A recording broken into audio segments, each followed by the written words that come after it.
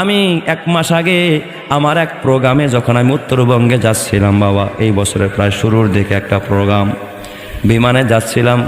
এ বাবা ঘটনাচক্রে আমার পাশের সিটে যিনি বসা এক হিন্দু ভদ্রলোক, হিন্দু ভাই, আমি তো বুঝি নাই উনি হিন্দু কিনা, কিন্তু উনি একজন সরকারি চাকরিজীবী, সরকারি একজন চাকরিজীবী হিন্দু ভাই। ব্যবহারটা ভালো লেগেছে, আমি বুঝতে পারি নাই, কিন্তু হিন্দু ভদ্রলোক বিমানের মধ্যে আমার পাশের সিটের মধ্যে বসা, বারবার আমার দিকে তাকাইতে চায়, তার ভিতরে চেহারার দিকে তাকায় মনে হইল কি যেন আমার কাছে জিজ্ঞাসা করতে চায়। আমি বললাম, দাদা ভাইয়া জান আপনার নাম কি? আমি তো জানি না সে হিন্দু কিনা। সে একবার আমাকে বলতেছে, হুজুর আমার নাম গোপাল দা। কি নাম? গোপাল দা। আমি বুঝছি তাইলে লোকটা হিন্দু। লোকটা কি? হিন্দু। আমি বলছি, দাদা কোথায় কি করেন, কোথায় যাবেন? কয়, হুজুর আমি চাকরির সুবাদে উত্তরবঙ্গে যাই, আমার বাড়ি কিন্তু দক্ষিণবঙ্গে। উত্তরবঙ্গে আমার চাকরি হয়েছে, সরকারি চাকরি তো, নিজের এলাকায় দেয় নাই, অন্য এলাকায় আমার সেটেল, এখানে আমি চাকরির সুবাদে ওখানে যাই।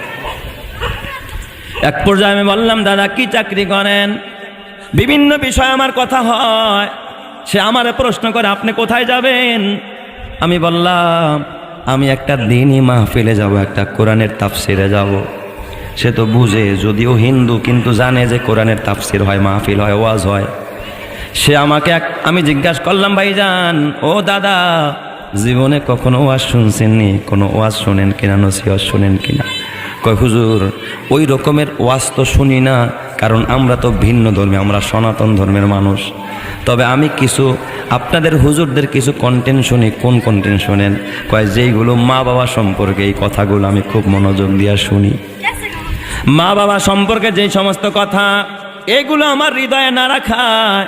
আমি বললাম, কেন, এমন কি হয়েছে যেই কথার কারণে আপনি মা বাবার বয়ানগুলো, হিন্দু মানুষ হয়েও আপনি মোবাইলে এইগুলো শোনেন? কারণটা কি?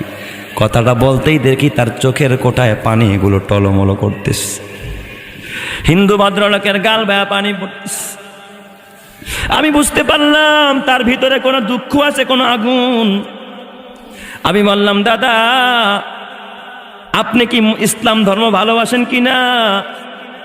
হুজুর ইসলাম সত্য ধর্ম, এটাও আমি জানি, এটাও আমি বুঝি, কিন্তু আমার পারিপার্শ্বিকতার কারণে, অন্য কারণে আমি হয়তোবা মুসলমান হইতে পারি না, মুসলমান হই নাই।